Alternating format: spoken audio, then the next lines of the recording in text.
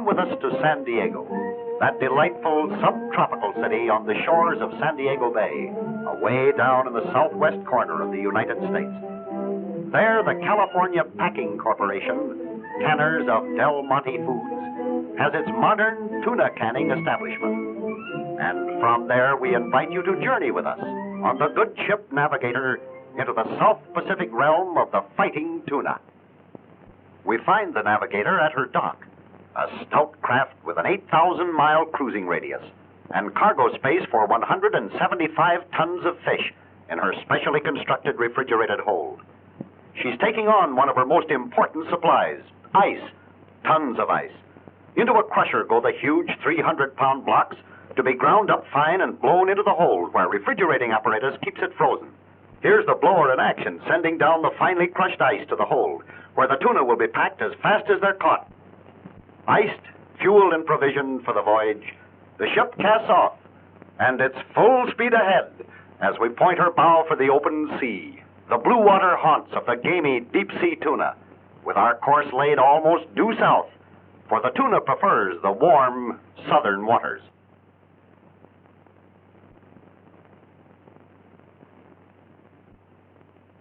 We're several days out now. In the crow's nest, the lookouts are alert for the first sign of tuna. The tuna we're after will be caught with barbless hooks at the end of piano wire leaders, the lines attached to stout bamboo poles. These are the lures, squid they're called, bundles of feathers tightly bound round the hook. In the water, they look like sardines, one of Mr. Tuna's favorite dishes. They're live sardines aboard, too, and we'll see how they're used when the fishing starts. Ahoy below, school of tuna off the port bow. Break off the fishing tackle and prepare for action while the ship maneuvers into place, guided by seabirds circling above the school of tuna. These birds are looking for sardines, which the tuna, in turn, are following. Bait tank all ready? We'll be needing it soon. Out with that two-pole tackle, a pair of poles, with one line attached to them. For when we come to big tuna, it will take 2 men to handle them. All hands are busy now. The work is on in earnest. Fishing platforms or grates are lowered over the side. Tackle is passed out. Topside, the chummer is ready. He's the man who handles that live bait, tossing sardines into the water a few at a time, just enough to keep the tuna interested and bring them up to the squid lures. Socko, our first strike, and a big one, too. Get busy there, Mr. Chummer. More of that good old come-on stuff. Oh, boy, here's what we came 1,000 miles to get. Nice work there, Chummer. Keep 'em coming. We're in a school of beauties now, and action, plenty of it. Talk about the poetry of motion. These tuna fishermen have it. Look out, it's a shark. The big bad wolf of the sea, a mean fighter who asks no quarter and gives none. But he won't last long with these lads. Drag him in, crack him on the head, and the fishing goes on. Goes on is right. Just look at them come aboard. A flip of the pole, up he comes off the barbless hook, and back goes the pole for another cast.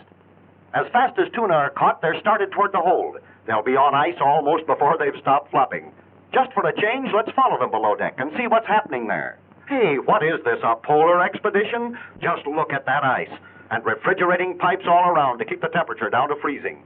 The fish certainly will stay fresh in this temperature. Well, back on deck, and now we've hit a run of smaller one-pole tuna. Incidentally, the finest kind of tuna for canning purposes.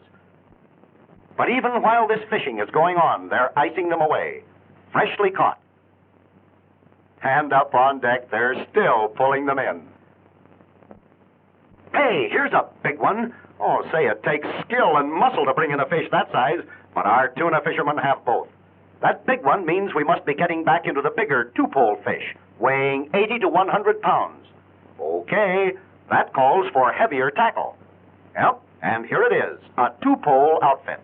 Come on, you big guys. We're ready for you. Yes, back at it again. And now watch them go. It takes real handling to pull them out that way. And never foul a line or snag a hook. You have to work with the momentum of the fish as he thrashes his way up out of the water. Make him help you. More live bait there, Chummer. Keep them coming our way. It's still a two-pole run, and two-pole means teamwork. Both partners on each two-pole line have to move together, or else. They're coming, too. But as fast as they accumulate, they go on down into the hold, with all hands helping, if necessary, to keep the deck clear. Down in that wintry hold, more of our crew pile the fish up neatly to save space, literally snowing them under with crushed ice, tier upon tier of them, right out of the water. What's this? Another run of one-pole fish? All right, that's what we're here for. There can't be too many of these small fellows. Our chummer's still at it, too, and doing well to judge by our load, and to judge by the way these fish are taking the hook. What a fisherman's paradise this is. That is a very active fisherman. No place for a loafer, for even a smaller tuna weighed 20 to 30 pounds. Take a closer look now at the way our chummer works, watching the water and the fishing all the time, tossing in just enough sardines, just often enough to keep the tuna coming. He's really a mighty important cog in this fishing machine. It's still fast action down here on the deck, too, as our school of small tuna keeps striking. Don't let that word small confuse you. What they lack in size, they make up for in action, and in flavor, too, when they're packed. Yes, sir, these one-pole fish are the cream of the catch, and our fishermen seem to be getting plenty of the cream. Down below decks, they're still shoveling ice as our catch goes on. Of course, fishing like this may last for an hour, or possibly for only a few minutes. It depends on a lot of things. The size of the school, for one, the skill of the chummer, for another. Too little or too much bait may spoil the fishing. There's another mighty important man in the crew who works behind the scenes, the navigator up on the bridge. The ship must be kept alongside the school despite ocean currents and winds. No easy trick either, but it has to be done if we hope to make a big haul.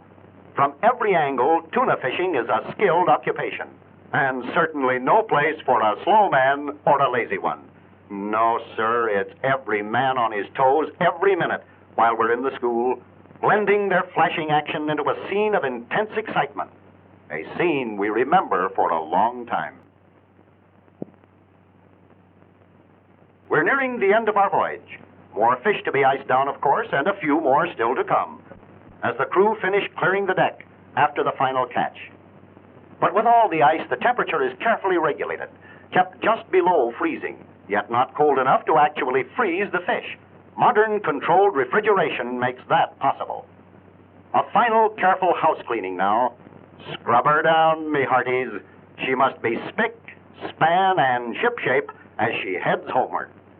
And so, farewell to our blue water fishing ground. Hold well filled, the navigator swings her prow northward again towards San Diego Harbor and home.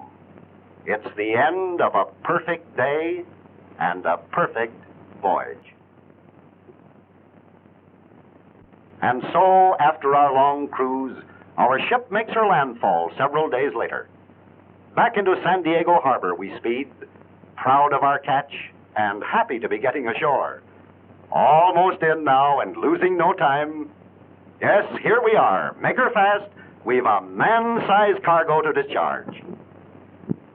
And here's its destination, the big Del Monte cannery right on the shores of the bay. One of over 100 modern establishments owned and operated by this big, progressive Western concern. Inside there is where we're headed now to see what happens to Mr. Tuna when he comes ashore. Up out of the hold come the tuna by the crateful. The ship's winch hoists them up, across the deck and into the sluice, which carries them along to an elevator. Up they go to the scale house for weighing. Then it's slide, Kelly, slide, as they're sluiced along to the preparation tables. They're started now, on their way to make a lot of tasty tuna dishes. Let's follow them. What's this, a bath? Well, sure enough, but who'd think fish would need a bath? And note this, they're starting inspections even this early in the canning process, looking them over mighty closely, too. They've got to be good to go where these tuna are going. Well, looks as though these little fishes passed okay. And where are they going now? Into the pre-cookers, the big retort ovens which can be closed airtight. Live steam under pressure does the cooking efficiently. Even for this pre-cook, time and temperature must be just right. Thermostatic controls see to that. Time's up.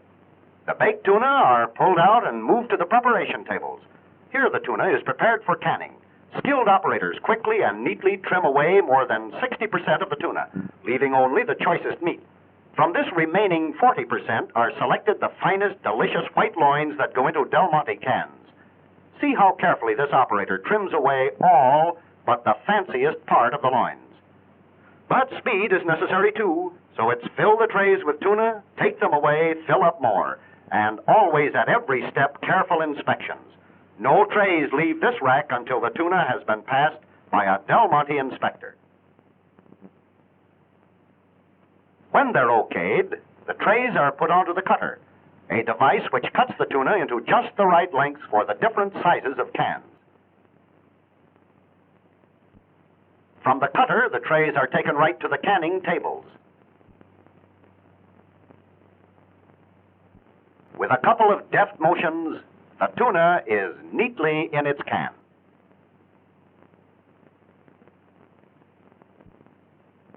What, another inspector?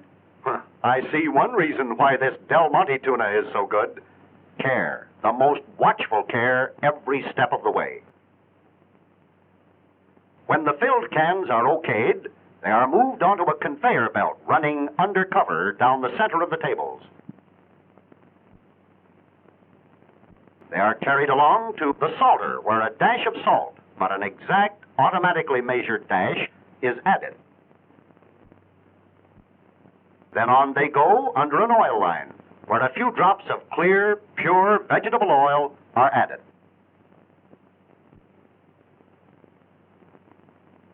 Into the capper next, a gleaming metal cap is put on each can and lightly crimped in place.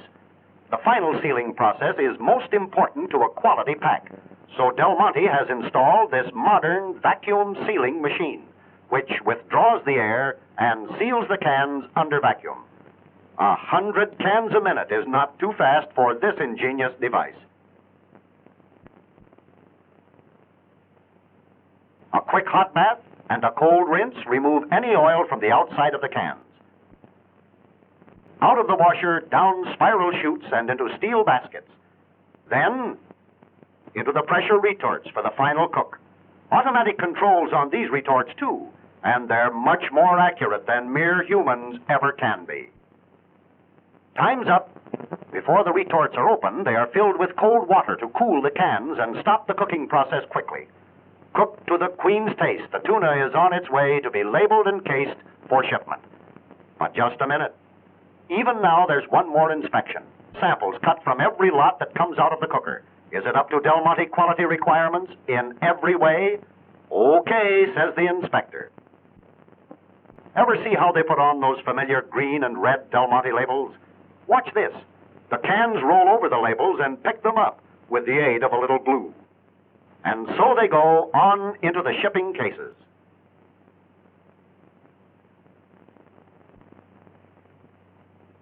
This contraption isn't one of Rube Goldberg's nightmares. It's a case sealing machine.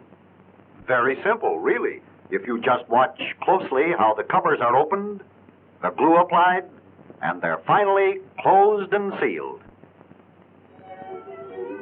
Just a little while now, and Del Monte tuna will be on its way to market. Another worthy member of the great Del Monte family of quality canned foods.